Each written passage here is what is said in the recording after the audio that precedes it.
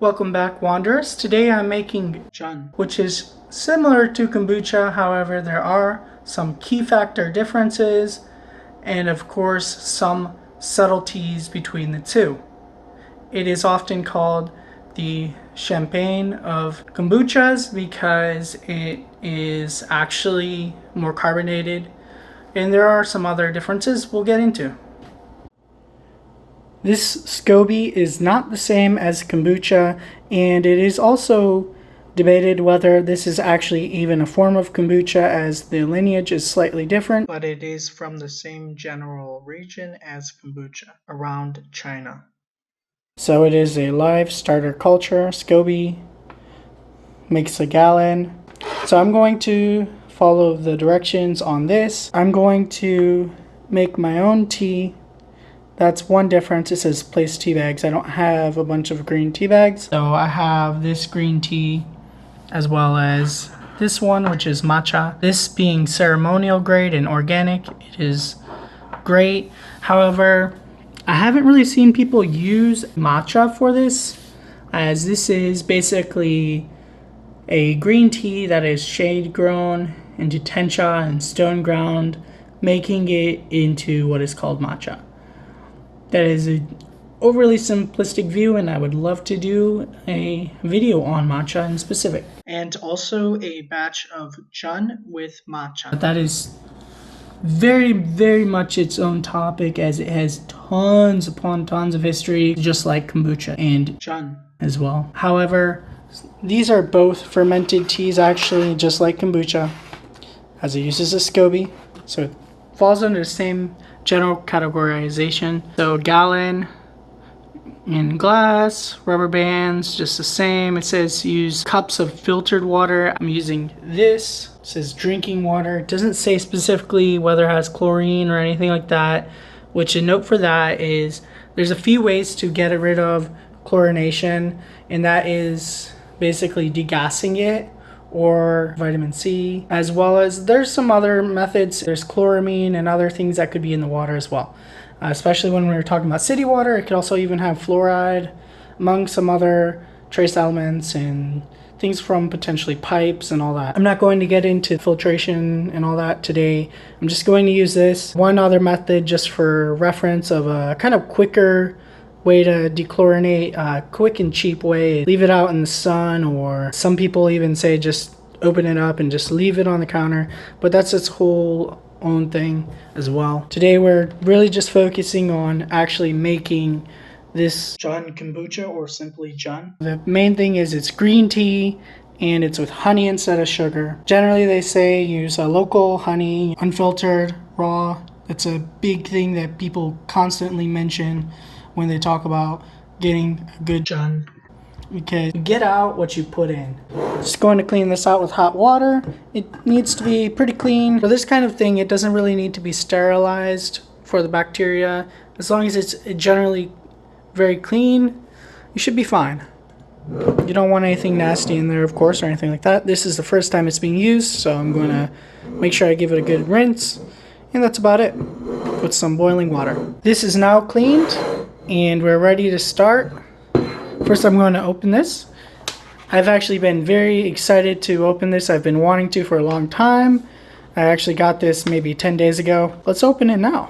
This is the SCOBY with some starter liquid inside. Hopefully all is well with it having been transported and during the summer months.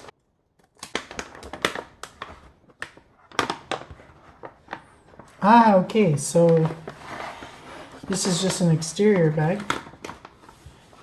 There's nothing actually in there. Okay, that makes sense. Okay, the SCOBY. You can actually smell the SCOBY through the bag. It smells kind of like bacteria. To be quite upfront about it, it smells like bacteria. Doesn't smell super nice. So you can see inside the bag. Also has this. So it's great for keeping it fresh.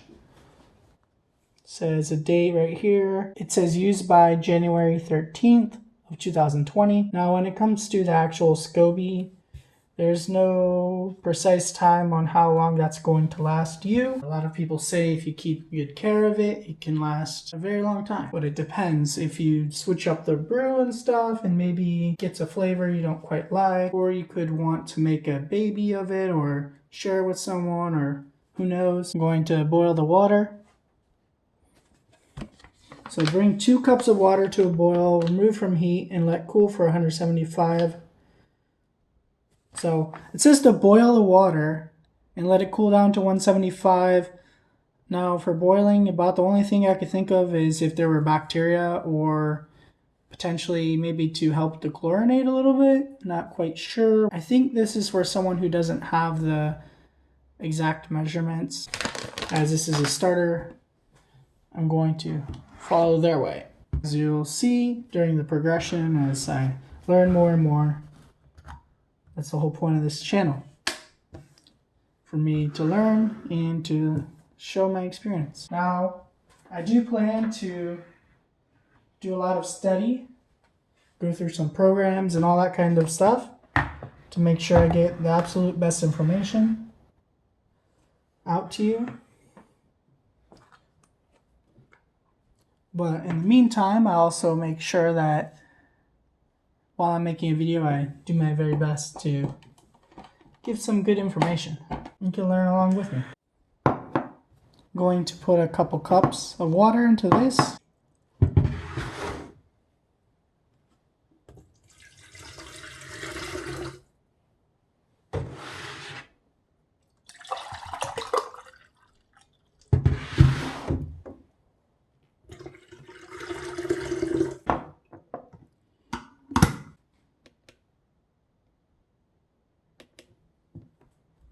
2 cups is almost 0.5 liters. Okay, now it's boiling. What I'm going to do to know if it's 175, I actually have 175 as an option here. So I'm going to open this up, let it cool down, and then once I think it's about 170 or so, I'm just going to come back to it and just put it at 175, and if it heats up to get to that temperature, then I know it gets to that temperature. Now, you could do this with a thermometer or something, but this is a very simple and easy way for my specific situation, if you have one of these. So I'm going to check this. It should be at 175. It's been a good hour now. So let's click that and get it up to 175. Notice that 175 is the same temperature as green tea, as it is for green tea. Now I can't use 2 cups of tea all at once, so I'm going to make 3 batches of this. I don't have a bigger container, so this is what I have for now, because it's typically just for myself, and a gallon size is way bigger. Okay, it is now at 175. I'm going to use a teaspoon in order to make about 6 ounces of liquid. So I'm going to do this in about 3 batches. I'm going to make sure it's nice and strong, just like with kombucha. I don't want to oversteep it too dramatic, make it all bitter. Green tea is more sensitive than black tea to temperature, hence why it's a little lower. It smells amazing. I wish you guys could smell it. A lot of green teas are so fragrant. Now this is a good tea right here. So I'll just put it in. There you go. Tea.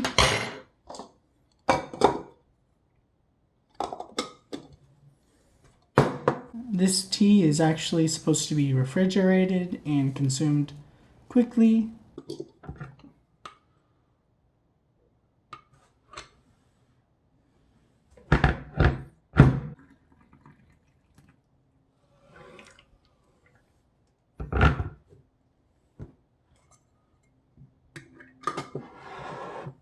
And I'm going to intentionally oversteep it to make sure it's properly extract. However, I'm not going to oversteep it to any crazy amount.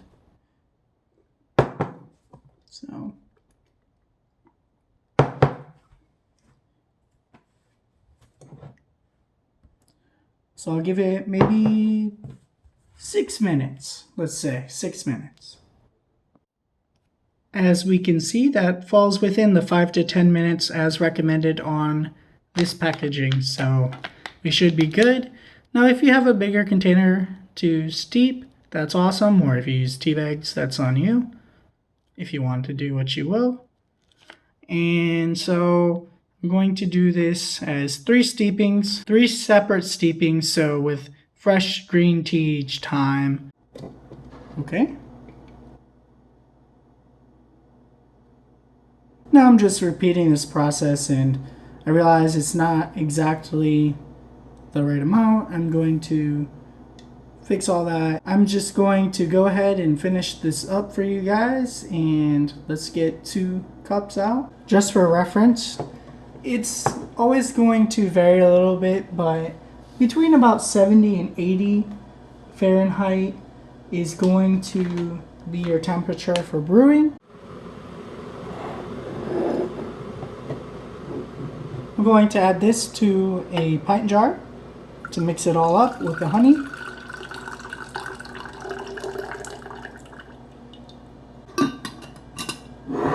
Now let's get a couple more steepings.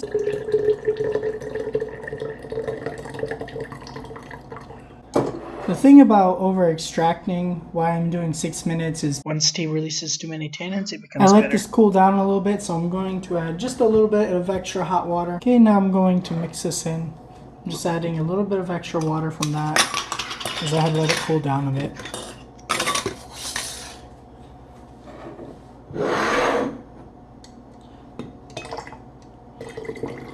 A little bit of extra water just to bring up the temperature to make it easier to stir the honey.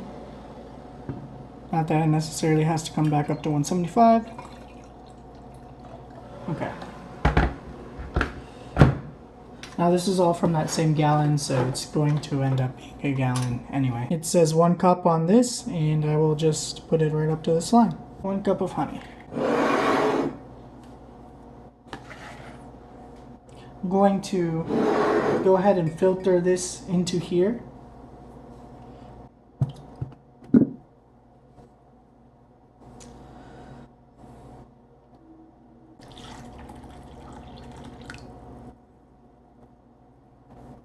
I'm a little concerned that this strainer might not be quite tight knit enough for what I'm doing here, so we'll see.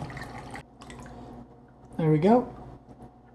Got it nice and strained. A lot of sources say don't use stainless steel, assumably because of the quality oftentimes. Now I have this chopstick. I'm just going to stir it up. Okay, now it's stirred up.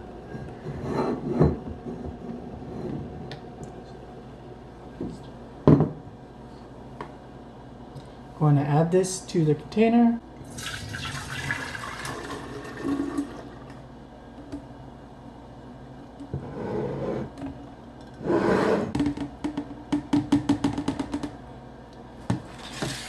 Add your cool filtered water.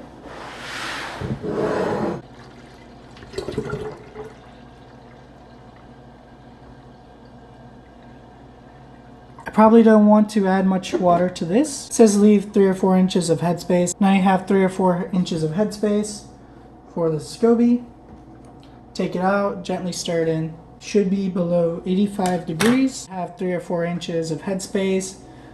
You're going to check the temperature, or if you don't have some type of thermometer, maybe wait until it's clearly room temperature. It should be near temperature already because you added in cool water,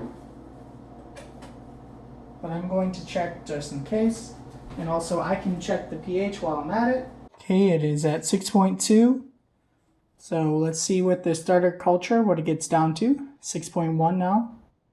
6.1 and 89.6 degrees, so I'm going to wait a little bit for that to cool down. It's currently 6 pH and 89.5 degrees Fahrenheit, so I'm going to wait a little bit for it to cool down and add the starter culture and then check the pH once more. If it's not about 4.5, I may need to add some vinegar. Now the temperature should be fine. Now let's check the temperature. Okay, about 6 pH and 84. We are doing well. Now let's put in the SCOBY.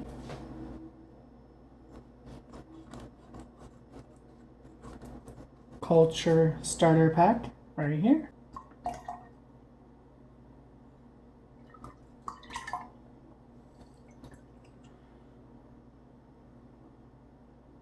Looking good. The Jun SCOBY is actually a little bit lighter than the typical kombucha SCOBY as well. Now, we've got the starter culture in.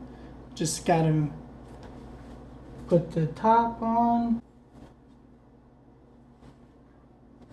And the secure, which in this case is a rubber band. And I'm going to keep this out of the sun and all that. I'm going to put it in a cupboard and keep it under 80, so 70 to 80 for 7 to 10 days is what it says in here. Now I've seen a lot of things on Jun say about 3 days, however I'm going to follow this, 7 to 10 days. It is a whole gallon, so you can see why it might take a little longer. And it says begin tasting it at day 7. It should be slightly tart and slightly sweet. Too sweet, let it go another day and test again. When it's a nice balance of tart and sweet, it's ready to bottle. Okay, that's the instructions. And then there's going to be a secondary fermentation, which we'll get to later on. Thank you guys for watching. If you enjoyed the content, please press like, subscribe, and share this out. Thank you, and I'll see you next time. There goes the SCOBY.